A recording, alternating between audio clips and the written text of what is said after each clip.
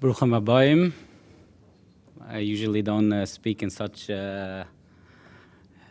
engagements, but somehow I don't know how Rubin found out who I am, and he plucked me out from some anonymous place. So he asked me to speak something about Ayin Beis, which apparently this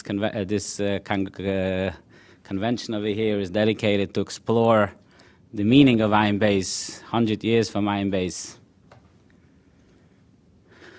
The truth is that for the last 10 years, I'm giving a shiur in Ayin Beis where I live. I give a very in-depth shiur. I write extensively on Chassidus and very deep issues on Chassidus. I have a journal that I print, and over there I usually write it about such topics. And the years since I'm learning Ayin Beis, I'm constantly pondering beyond just the text, actually, to explain the text, to explain the meaning of the text, to explain the concepts, the ideas, also trying to understand the broader scope of the Sefer. What is Ayin Beis? You know, since I came to Habad, I was ushered in, and the idea of Ayin Beis was hovering in the big firmament of Habad as like the ultimate hasidic engagement. You know, like the Rebbe said, the last Rebbe, as he called it, the Ramash, was extolling the virtues of Ayin Beis and explaining how Ayin Beis is such a unique, in some ways, the ultimate Sefer of Habad.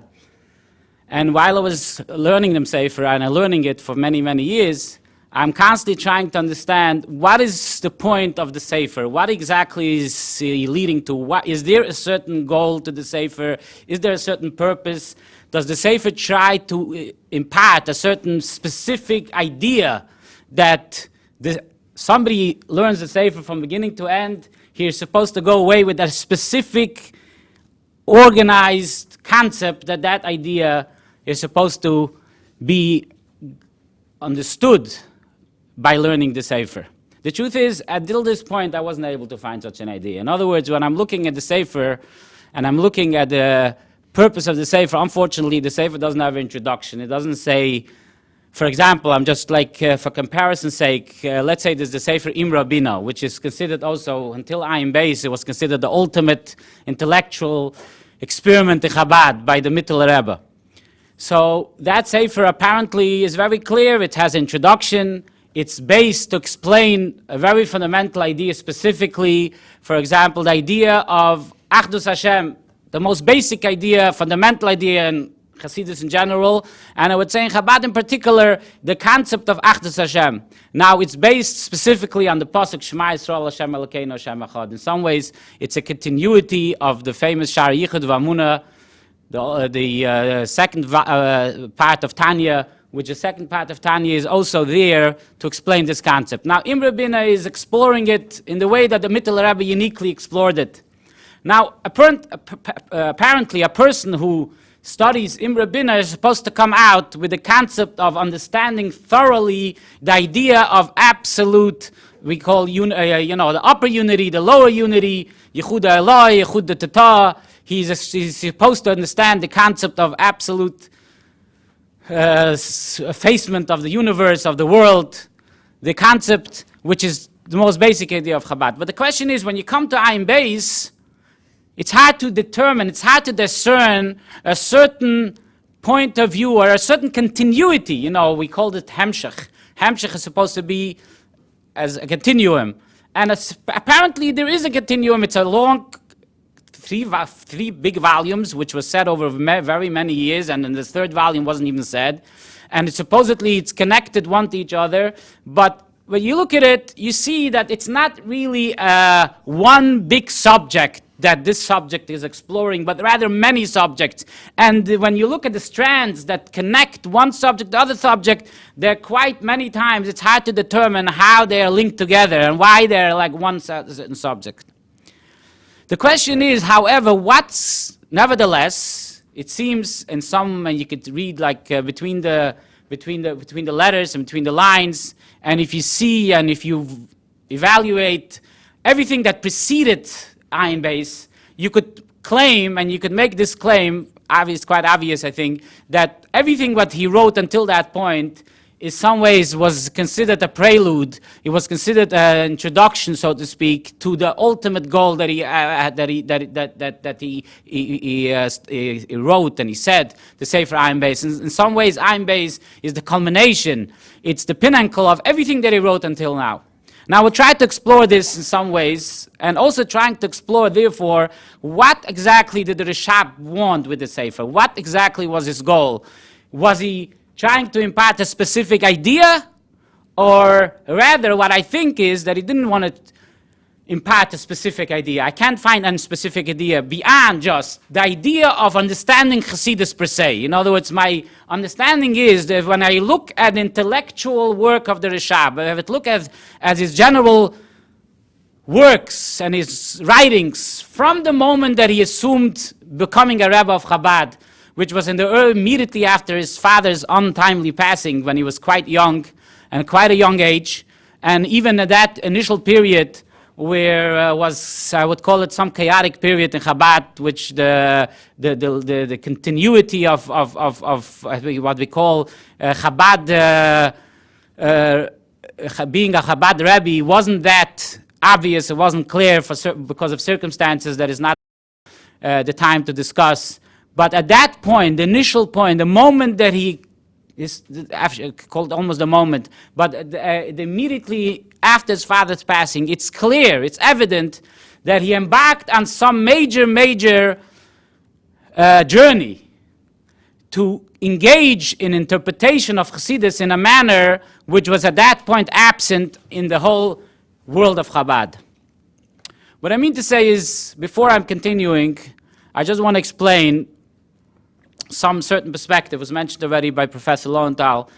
I want to just explain two ideas, two manners or methods, how Chabad was studied. Now we know the founder of Chabad was the Alter Rebbe. Rashab was the founder of Chabad. Now it's interesting that Rashab, many of his sichos, of his talks, to distinguish the talks of his and his mamorim. The mamorim are the official Lubavitcher theosophy, theology, versus the talks that he used to talk 3 times a year, Yutas Kislev, Simchas Torah, and Purim. They had more kind of a discussion. In today's terminology, we call it a sicha. Discussion rather on topics which usually wasn't discussed in Mamorim. In these discussions you could find, if you want to have gleanings or hints, on the Rashab's way of thinking, on his view of things, which you don't usually find in the Mamorim. The Mamorim are very crafted, fine craft discussions, closed, based on certain topics, ideas, which usually these ideas are based in Chabad fashion on his predecessors' ideas. But when it came to those talks, you see a more free spirit, that he's willing to discuss ideas that usually is not discussed in the context of a mimer. That's usually the concept of the term Sicha, which continued after his life until the present, the late Rebbe, which of course is known for his Sichas, which the Sichas are an expression of free spirit. So in those works, we could get some hints on his way of looking at things, how he viewed Chassidus, how he viewed the development of Chassidus, which he said over there great many ideas. Now I think twice he's mentioning this idea, and it comes up. He's mentioning the concept that he's pondering the idea. From where in Chabad terminology, there is obviously the idea of a scholar. That the term Askala, enlightenment, became obviously a secular term, but in Chabad, the term Askala is describing the idea of conceptualizing Chassidus. That's the concept of Askala. In other words, understanding Chassidus in a way, in philosophical, conceptual terms, rather than just learning Kabbalistic terms and accepting it as is. Now, over there, one of the places he mentions the question, which seems the question was pondered before him, who was the inventor of Haskalah? Does it come from the Alter Rebbe, from the Balatanya, or perhaps it came from the Mittler Rebbe? In one of the places, he clearly says that it's obviously we cannot take away from the fact that the Alter Rebbe was the inventor of the Haskalah from Chabad. We know, people who know history of Chabad knows that, and discussed also by the Rashab very many times, how the idea the evolvement, the evolution of the Alter Rebbe's thought from, as they called, embryonic stage of his thought, which was quite, as he calls it, similar to what he calls Polish Hasidus, meaning to say a form of expressing Hasidus in an emotional manner, rather than intellectualizing it. Now, even at the Alter Rebbe's life, we know, and it's obvious, quite obvious if somebody, everything today is in print, and we could see very clearly the development, the evolution from the early period, which in common Chabad parlance it's called before Peterburg, before the imprisonment, and post that, which the structure of Chabad, the thing that we assume as Chabad, the Alter Rebbe's teaching, is quite evident that it started after he came back from the second time of Peterburg. And it's printed today from the Memorim. It's all, if you follow it year by year, you could annually diagnose and see how actually its evolution is very clear and very obvious. Nevertheless, the question still arises about the intellectual underpinning of the Alter Rebbe, which every idea is explained. How much of it is conceptualized? So here, the Rashab says that unlike what certain people say, he thinks, no, obviously the Alter Rebbe was the conceptualizer of Chabad. To just understand this question, we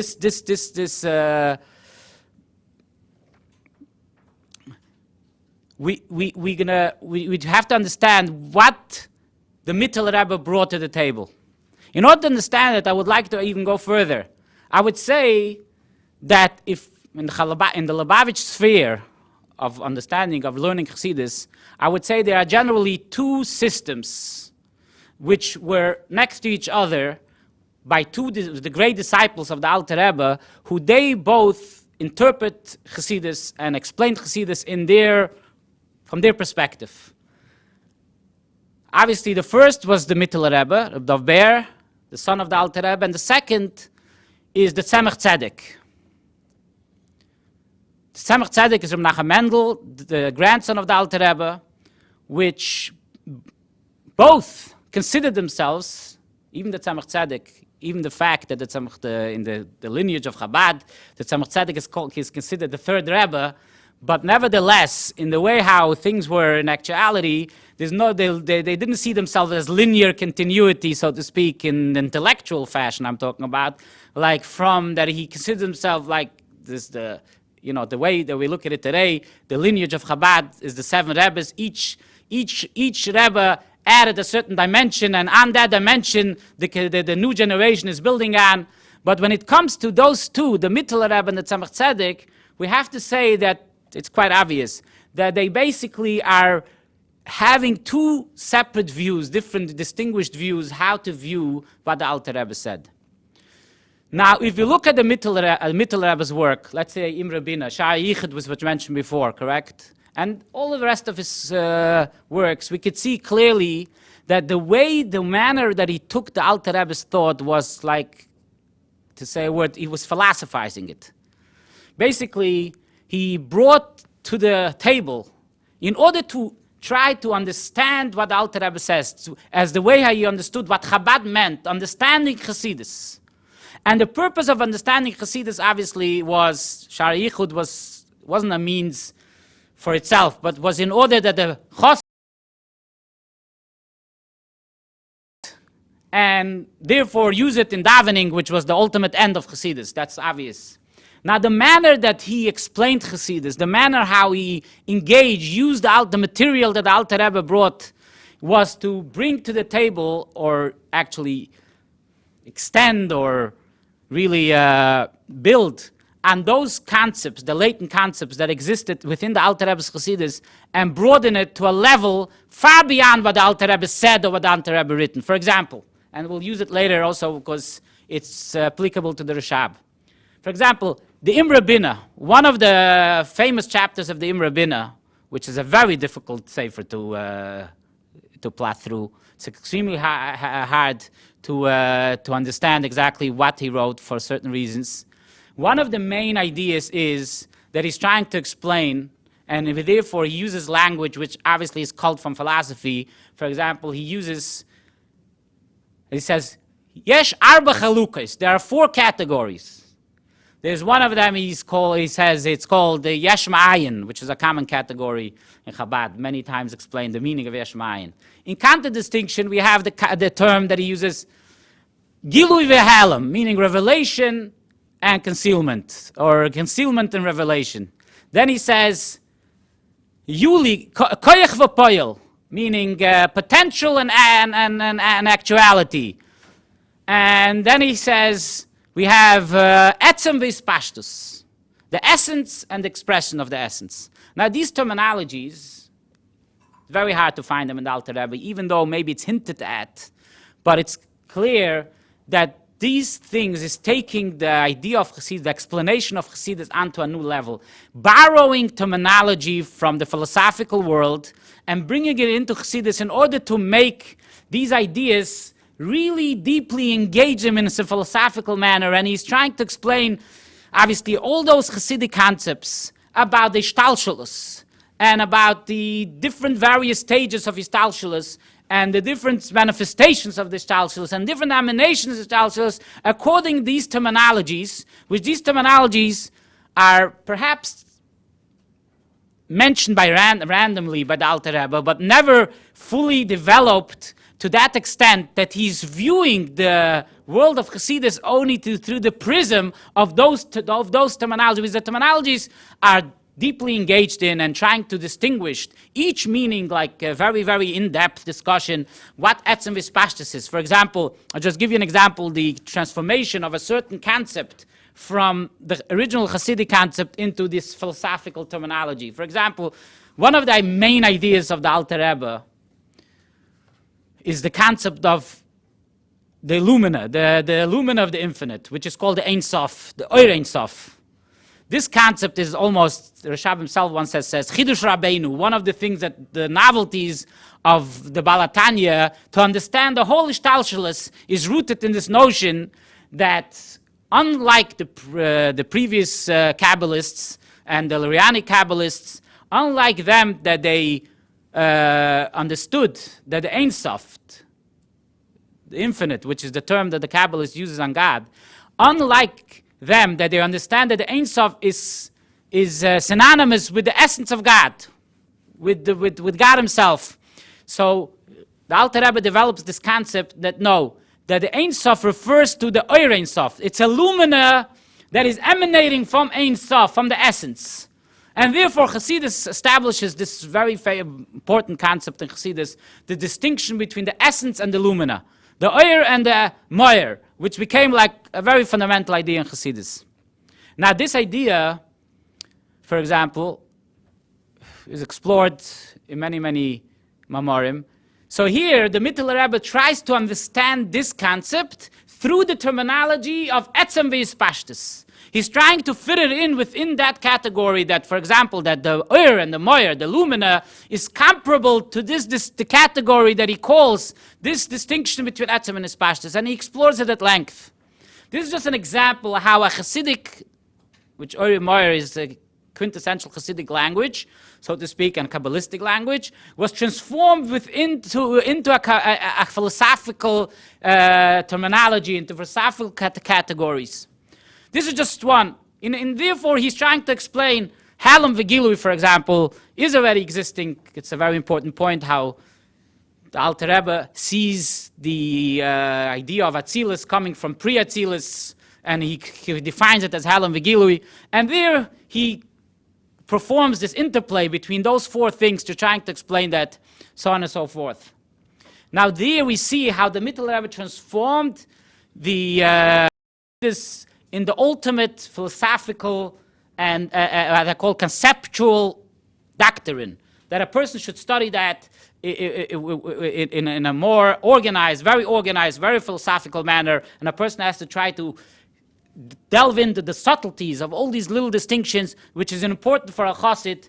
Now, it's interesting just to know, the Shara Yichud is a very complicated sefer. Everything the Mittler Rebbe wrote is very complicated because the style of writing is very complicated. It's very hard really to decipher what he wrote on our own. Now, the Shara Yichud has an explanation from the famous esteemed chassid, one of the biggest chassidim in Chabad, Rabbi Hillel of Paritcher. Now, it's called the Kutei B'Urim.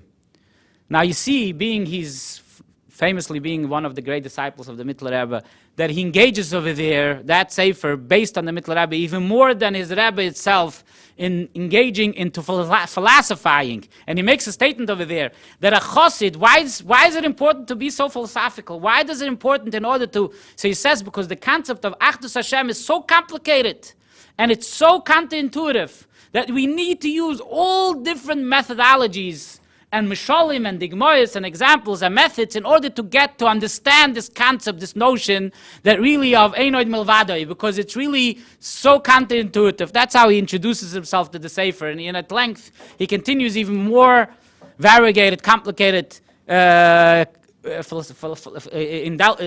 in this philosophical terminologies, so on and so forth. This is, on one hand, this is where the Mittler Rebbe's approach. Counter to that approach, I would say that Tzemach Tzedek, if somebody sees that, he took the Alter Rebbe's world into a different arena completely.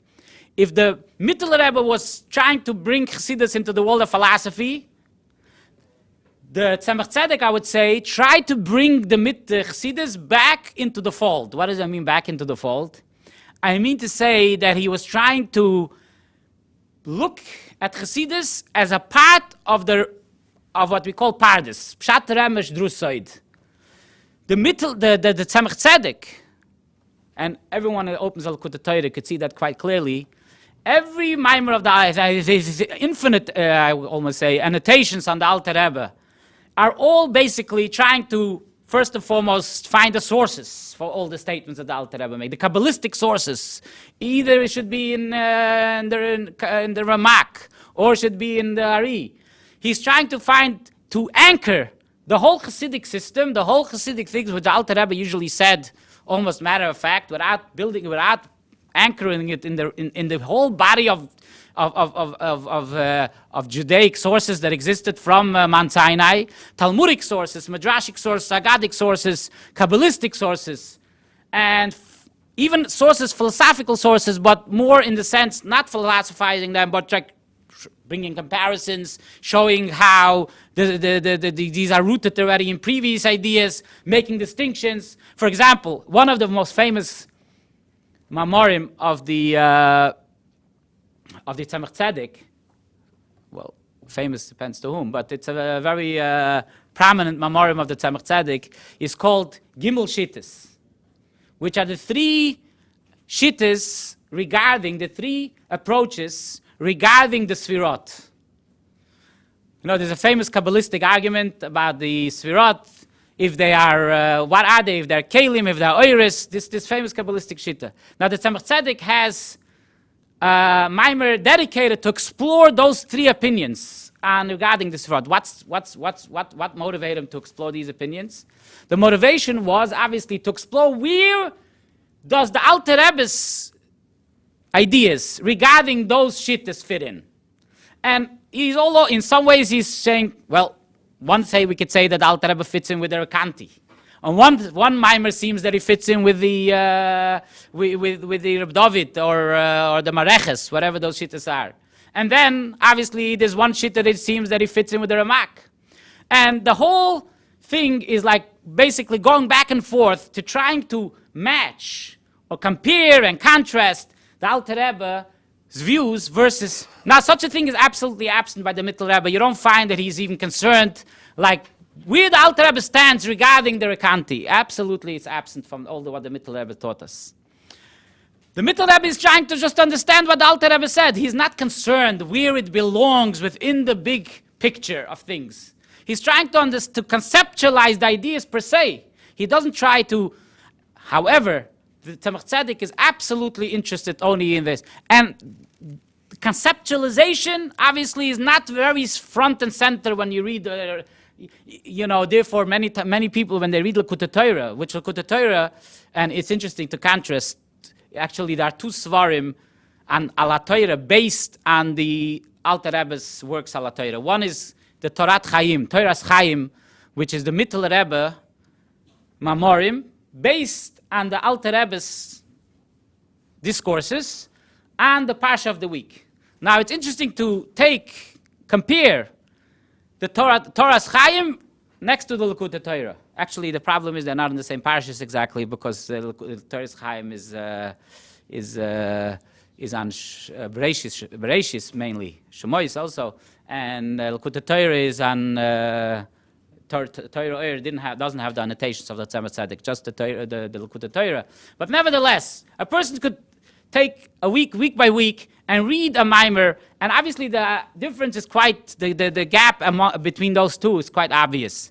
This mamorim of the Torah's Chaim are really, actually, you can't even distinguish the Alter Rebbe and the Middle Rebbe, because he just broadens the ideas naturally, and he broadens them, and he conceptualizes them in a manner that flows naturally, versus the Tzemach Tzedek, which Tzemach Tzedek actually, as his custom was, that he doesn't use the Alter Rebbe's language, he leaves the Alter Rebbe's language as is, and he just puts annotations and explanations. Now, if somebody reads the annotations of Tzemach Tzedek, they are all over. They are flowing from Medrash, Agada, Kabbalah, whatever you want. And many times, the connection or the means that this explains, really, the Alter Rebbe is not very obvious. You don't see how this is built, but it's rather kind of like, I call some form of eisegesis many times, just using the Alter Rebbe's text, and from there building and going further and adding, maybe according to this, we could explain some other Medrash or some other Zohar, and so on and so forth. So here we have two schools of thought, which we as Chabadniks today inherited the Alter Rebbe's Torah through these two. And of course there's also Strashela, but it's not commonly practiced or taught in Habad, and I don't think according to my understanding, the Rashab wasn't influenced from Strashela. But so I'm not going to bring him into the picture, what the difference between Strashela and those two. So, but nevertheless, these two are the main approaches that exist in Chabad. Now, I think, from a historical point of view, that the Tzemach Tzedek, being the big Rebbe who he was like the big genius, the big Torah scholar, and the fact that the Chabad Rebbes after him were all his disciples, they're all his sons, basically, disciples, and I'm not talking only Lubavitch, I'm talking only, also if you read outside Lubavitch, if you read like Liadi, if you read Kapust, if you read Babroisk, if you read all other stuff, it's quite clear that the influence of the Tzemach Tzedek is quite evident in their works. In other words, they're very quite clear that the way how they taught Chassidus and the way how they said Chassidus and the way how was more continuing the same style of the Tzemach Tzedek by just adding, and in the similar fashion, adding annotations, explaining a medrash, bringing in the medrash, bringing in a Kabbalistic contradiction, trying to reconcile them in some fashion. You don't see in their works any attempt to continue what the Bittel Rebbe did, the conceptualization of Chabad, which seems absent. And I would say that if you look around in the whole, I've tried to search this and I tried to look, Chassidim in generally, what evolved, what happened, I think, was that at a certain point, Chassidus, before the Rashab, and in between the Tzemach Tzedek and the Rashab, what happened was that Chassidus came to mean at a certain point a little bit a combination between drush and kind of Hasidic drush was all of it. And you find it all over. I saw many Chassidim that when they used to write Chassidus. So the meaning of writing Chassidus or engagement in Chassidus was like a kind of like saying Hasidic drush rather than engaging in conceptualization on their own or trying to understand, to comprehend the Hasidic concepts, the Hasidic ideas on their own. For example, let's say there's not many Hasidic works, not outside the Rebbe survived.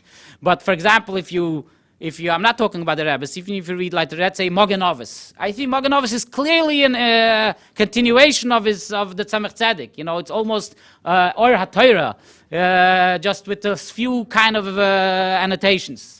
And take the rest, the Liadi. If you read that, it's completely drush. You barely could find any attempt to conceptualize, to go back to the main ideas of Chabad and try to understand it with new light. I'm talking about, like, there's a famous chassid. He wasn't a Lubavitch chassid, but he wrote many works, and it's printed. So, for example, if somebody reads, there's a chassid, it's called Reb Chaim Elazar Bechovsky, which he printed, the Tzemach Tzedek, and so on and so forth. His Kisvei B'chovsky, it's called. Look at his writings. Absolutely, it seems that he completely deviated from the whole idea that Chassidus is something that you have to understand. I just printed in the last journal of Heichal Ha-Besht, I printed like works that he wrote on the Siddur. So it's just basically explanations on the Siddur based on like the Torah's Chaim, so to speak, which he uses many times, seems as a Kabbalistic text, that he uses that Kabbalistic text to explain homilies, hermeneutics, all kinds of drush, and so on and so forth, and the middle.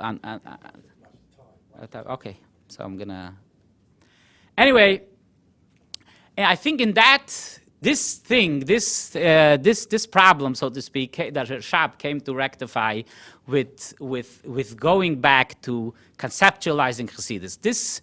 This idea was his basically goal from the moment that he assumed his leadership as Rebbe. You could see that he was completely dedicated to reread all those texts. And he was, I think, going back, and I have a certain hunch, a certain assumption, I don't have a lot to make it, that the fact that the Rashab was the first Chabad Rebbe, was not a direct disciple of the Tzemach Tzedek, gave him the space in the room to go out of the shadow, so to speak, that the Tzemach Tzedek cast on all his disciples who followed his path directly. And it's just a speculation, but in some ways, it's clear that the moment he became Rebbe, he immediately directed himself to the Mittel Rebbe. And I think in one of the Sikhs he also said that he thanks God that the Mittel Rebbe exists, and he opened the eyes to teach us Chassidus. And it's clear that this is his goal. What was from the moment is to make a conceptual renaissance of the Chabad philosophy. And clearly, of course, he didn't. He melded and he blended the two systems together. He used obviously the material of the Tzemach Tzedek, who broadened ideas of Chassidus. For example, the Gimel Shittis, we're talking about it, is well elaborated in the works of the Rashab. But when everything that he elaborated it, he utilized the conceptualization that the Mittel Rebbe brought to the fore, and he blended and he brought them together to be one wholesome thing. In his world, Chabad meant, from now on, understanding. It doesn't just meant drush. And you could see in everything that his life that he had a dislike for the drush part of Chabad. You know, it's a hard thing to say, but he was considered like, I don't think from when this statement came to be, but it's known, like, for example, that the drush, which is the entrance to any mimer, was considered just a passport, meaning it wasn't inessential, it wasn't important to the rest of the understanding, which, frankly, if you read the Tzemach Tzedek, it doesn't seem that way. If you read even the Mittel Rebbe, it doesn't seem that way. In the Alter Rebbe, it doesn't seem that way. But I think in his world, or maybe at the late years of his father, we have to think about that. But nevertheless, you see clearly that the drush aspect of Chassidus wasn't front and center. It's interesting if you see how this Sefer Ayin Beis was crafted, is that he actually wrote the Sefer as one wholesome thing, and then separately he wrote the drush as something that you connect, you link together according to the Pashas, meaning it's clearly distinguishable between the drush and the conceptualization that he actually tried to accomplish. I'm thinking to say, maybe I don't know if time allows, but there's many more things. How much? Some discussion. A couple of minutes, okay. So I think from that point of view, if you read everything, and I had to admit a lot of things that I had to say in order to make my points, but I think that the Ayin Beis, I'll just say 2 points about Ayin Beis. Ayin Beis is the ultimate accomplishment of that journey that he started in the beginning of his years. It's interesting to note that in the early years, Tov Resh Mem Vav, which was 3 years after his father's passing, there is like a printed notes which he writes over there that it's based on what I mentioned before, Imra Bina, Perek Yud Beis, which is mentioned these 4 categories that I mentioned before, and he writes over there that Lefum Rehuta, that I just try to understand it according to my humble opinion, and he's trying to explain these 4 these, which I tried to read these 4 categories, how it's written in Rabbin. I wasn't able to understand really what exactly the Mittel Rebbe is trying to say. I see that he's trying to say something, but it's and actually there's an anecdote related to that the Rayatz writes that when he was learning Imra Bina, he was actually acting one of the Hasidim that were considered from the famous Maskilim, the very few Maskilim that existed then, Reb Chaim Ber of Elenkin, and he asked him to teach him what the Imre Binah says in those chapters. And the story goes that he said that he doesn't want to teach a Rebbe. He doesn't want to. He's not gonna send him. He doesn't have the chutzpah to teach him. Anyway, the point is that at that period he was engaged in that. Now, after Tov Resh Ayin Beis, it seems that this topic is in. If you look Ayin Beis, you learn Ayin Beis. The second volume begins with elaborating on Imre Binah. It seems that if what he started how many years ago, finally he came to and if you read this piece in Imre Binah now, how it's written by the Rashab, you see that the clarity and the work that the Rashab did to make that conceptualization understandable and as he said, to popularize it, to make it available to each person who opens the Sefer. It's not easy, but nevertheless, it went through a tremendous transformation. But here you see that the Ayin Beis was is the culmination of this work of going back to the original conceptualization, of going back to that original process. Another theme, there are many themes in Imre Binah. There's another very complicated concept in Chassidus. We know according to Kabbalah, Kabbalah Zari, there's like the concept that that there are two levels of Keser. It's a whole complicated thing. Now, the two levels of Keser, which meaning that there's, and Dari famously says that there's a mamutza between the Meitzel and the Natzel, between the Godhead and the emanations, and the Shtalshalut. So obviously the question is, what is a mamutza? The concept of a mamutza is a very complicated. How could you be a mamutza, meaning an intermediate between God and what we call Hishtalshalut, or emanations? It's something that is, so the Mittel Rebbe has about it in Imre Binah. And the Rashab, in the first volume, has like, I would say about 20 mamorim dedicated. It's very complicated, in a very complicated style, in order to make understandable that concept. So this is basically what the Rashab tried to accomplish, I think. The Ayin Beis is not per se to explain new ideas, or rather to explain a certain specific idea, but rather to give us the capability and go back to the original Habad, to return, rather to bring up, to be a novel ideas, rather to return to the original essence of Habad philosophy, to make Habad understandable. And I think in some ways he was quite successful, but I think today, within the world of Habad, it's understood that Habad, understanding Habad, learning Habad, is actually engaging in ideas rather than drush. I'll finish with one interesting anecdote that in the Hatomim is the periodical that the Rayatz gave out. Now, it was first asked by people that they should write ideas in Chassidus. Write papers, so to speak, on Chassidus in Hatomim. Now, it was considered a very unusual herd of things. What do you mean? Bacharim or people, Chassidim, should write Chassidus. It wasn't very common. Now, there's one of the, I would say, great maskilim in Habad, who's also the maskir of the Rayatz, Reb Chatzah Fagin, they called him Reb Cheskel Fagin, who was the editor of the periodical, the Hasidic side. Now, he was confronted by people who asked him, who are you to write Chassidus? Who are we to write Chassidus? Now, he replies over there very interestingly. He says, well, there are two things in Chassidus. There is the drush part in Chassidus, the interpretations on the psukim.